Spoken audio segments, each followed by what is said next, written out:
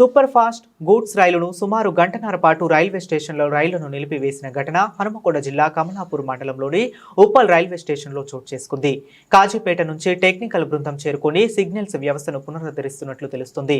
Railway track signals లోపంతో ఉన్న Uppal railway gate నిలిపివేశారు. దీంతో హుజూరాబాద్ పరకాలకు వెళ్లే ప్రయాణికులు తీవ్ర ఇబ్బందులు ఎదుర్కొంటున్నారు. నా పేరు ప్రభాకర్.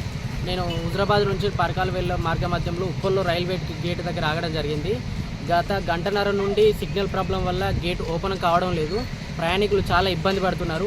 బస్సెస్ రాకపోకలు కూడా ఆగిపోయి అటుపక్క ఉన్న పరకాల నుంచి హుజూరాబాద్ వెళ్ళే మార్గంలో బస్సులు కూడా గేట్ దగ్గర ఆగడం జరిగింది. ప్రయాణికులు చాలా ఇబ్బంది పడుతున్నారు. గత గంటన్నర నుండి ఈ గేట్ ఓపెన్ అవ్వడం లేదు.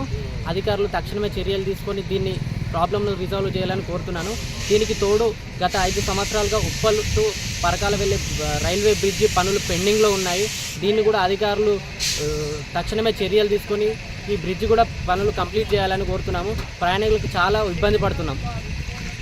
సికింద్రాబాద్ నుండి ఉప్పల్కు టికెట్ తీసుకొని పొద్దున 8:40కి ట్రైన్ ఎక్కడం జరిగింది. Kagaznagar super fast. ఇది కాజీపేట వరకు నిర్ణీతమైన సమయంలో వచ్చింది. కానీ ఉప్పల్ బ్రిడ్జి ముందు గంటన్నర నుండి ఆలస్యంగా జరుగుతుంది. ఇప్పుడు గంటన్నర తర్వాత మేము ఇక్కడ చేరుకోవడం జరిగింది. ప్రతి ఒక్కరు అవస్థలు పడుతున్నారు. నిర్ణీత సమయంలో చేరుకోలేక గమ్యస్థానం చేరుకోలేక అందరూ అవస్థ పడుతున్నారు.